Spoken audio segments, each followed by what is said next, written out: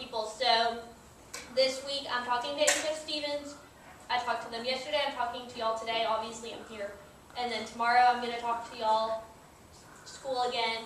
Then the Saturday I'm going to a 5K, and I'm helping at another pageant on Monday, Tuesday, and Wednesday. I'll be at the Colonial Golf Tournament. Then I'll be at a Memorial Day show that next day, and then that Saturday I'll be at Special Olympics, and then I'm helping out at a fundraiser, and then I'm speaking at a Rotary Club.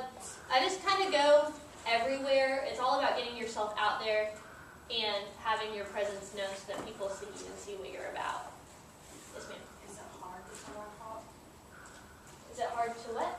Come on top. Come on top. What do you mean? Become this man. It is. It's a lot of work. You have to beat out a lot of girls. At my pageant, there were 10 other girls, but to get to that pageant, there were probably 40 or so girls who didn't win that I ended up beating at Miss Texas. I'm competing against the top 25 girls in the state. That's how they picked us, is we're the top 25. And so I'm competing against those 25, and then Miss America will have 52 girls that you're competing against because they allow the territories in. So, Are you nervous? kinda. I've gotten to the point, my first couple of years I got really nervous about pageants and put a lot of pressure on myself, and I've gotten to the point now where it sounds so cliche, but as long as I can do my best, and I feel like I've put it all out there and put it all on the table, I'm okay with the results, no matter what happens, and that makes it a lot more relaxing and just having fun with it. Yeah, I've been doing it 7 years, so old hat at it. You have a question?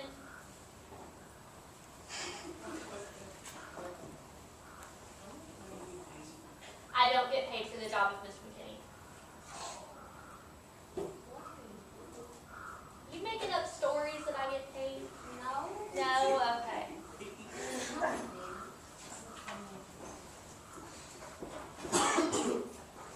Hannah, back to your platform, how do you hope to work on desensitizing? To work on desensitizing, one of the biggest things we do is I have an advocacy group called 514. That's why I keep saying we, because we as a group. But the biggest thing is talking to schools about the use of the word rape. So a lot of kids, have y'all heard your friends or older brothers or sisters say like, oh, I'm going to rape that test, or oh, we raped that team last week, stuff like that? Every other class has heard it, so I know you're lying if you say you haven't. Unless you guys don't talk to anybody but each other. Okay. Okay. Crown. Me. Eyes. Okay. So that's the first thing we kind of try to talk about, is how using that word starts to make it more accepted, that you can just casually throw it out there. And what people don't realize is that when you use that word, there's a thing called triggering.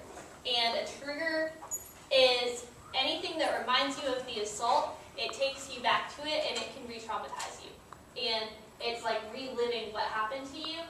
So when you say I raped that test, you could be doing that to somebody, and you don't know if somebody around you has lived through it or knows somebody who has done it, so you just shouldn't say it unless you're really reporting an assault. So that's the biggest thing we try to talk about with, especially with younger kids.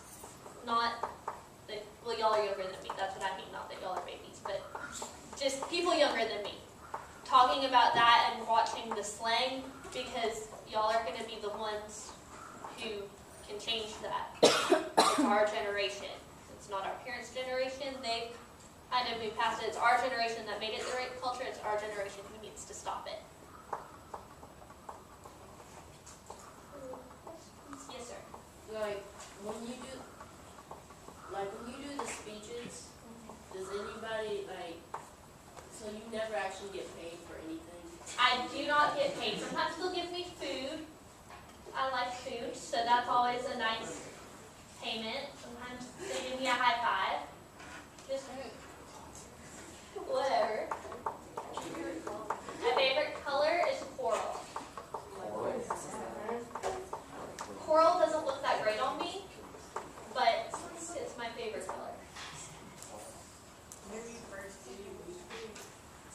my very first pageant, I was terrified of my first pageant, and I was a mess. I had no clue what I was doing. I went up there. I was 13 years old. We couldn't find an evening gown for somebody my size and my age, so we ended up finding a little girl's dress for a quinceañera, and so it wasn't even a real pageant dress. It was this light pink rectangle, and we glued little ribbon roses on it to make it look a little bit more pageanty. It was awful. We had no clue what we were doing. My mom tried to help me, but she didn't. I'm a pageant girl. Yeah, she didn't grow up in pageants, and so we were just lost. My first pageant, and I was just terrified because I was walking by all these other girls, and they had pretty dresses, and they had sparkles on, and they had makeup on, and they knew how to do pretty feet, they knew how to smile, and they were talking about all these things, and it's just like, you're crazy, what are you talking about, you don't even have pretty feet. It was just awful, and then I got used to it, and I stopped being nervous. When you were younger, did you think you were ever going to have a pageant? When I was younger, it wasn't something that was really on my radar. My family wasn't a pageant family. You'll see some girls who their moms and their grandmas were pageant queens.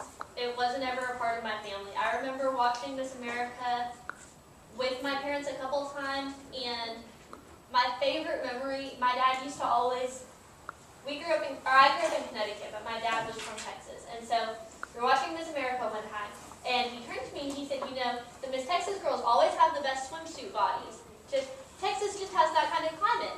And so it always makes me laugh now to think about if he remembers that, because now they're my age and he's talking about girls like me, but I don't know if he remembers that. I don't think he'd admit to it if he did, but that always makes me giggle that now it's coming back to him, that someday there will be people saying about me. And if you do get Miss Texas, what do they provide? Because they do provide them free. Yeah, when you win Miss Texas, you get a $20,000 scholarship from the organization, and then other donors give you scholarships, and if you win other special awards, you get more money. You get a car. Yep. You used to get an apartment. I think they still do that.